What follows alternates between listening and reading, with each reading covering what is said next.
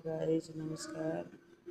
सबैजना तिहार आयो भनेर रमाइलो गर्दैछन्। आफू त यहाँ श्रीमानलाई गाह्रो भएर सास फेर्न गाह्रो भएर यहाँ वीर हस्पिटलमा डायलिसिस गर्न लिएर आएको छु। हेर्नुहोस् त यस्तो अवस्था छ। सबै साथीहरूले देखिरहनु भएको छ।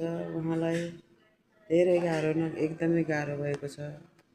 यस्तो गाह्रो अवस्थामा सबै साथीहरूको हातेमालो गर्दै सहयोगको अपेक्षा राखेको छु। सबै साथीहरूले मैले टिकटकमा हालेको छु। सबै साथीहरूले जे जति सक्नुहुन्छ हजुरहरू सबै साथीहरूले आर्थिक सहयोग गरिदिनु होला। उहाँलाई एकदमै उपचार गर्नको लागि आर्थिक कमजोर भएको कारणले धेरै गाह्रो भएको छ। हजुरहरूले बुझिरहनु भएको छ, हेरिरहनु भएको छ। हेर्नुहोस् त यस्तो स्थितिमा पनि हजुरले देखिरहनु भएको छ।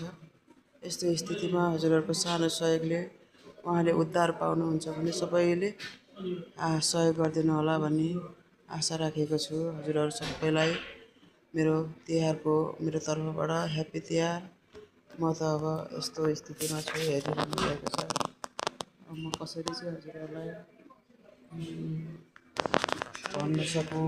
अब यस्तो बेलामा रमाइलो गर्ने माहौल छैन। हजुरहरूले देखिरहनु भएको छ। यस्तो श्रीमानको सबैले जति सक्नुहुन्छ आर्थिक सहयोग गरिदिनु होला भन्ने आशा गरेको छु। हजुरहरू सबैलाई तिहारको दीपावलीको हार्दिक मङ्गलमय शुभकामना छ।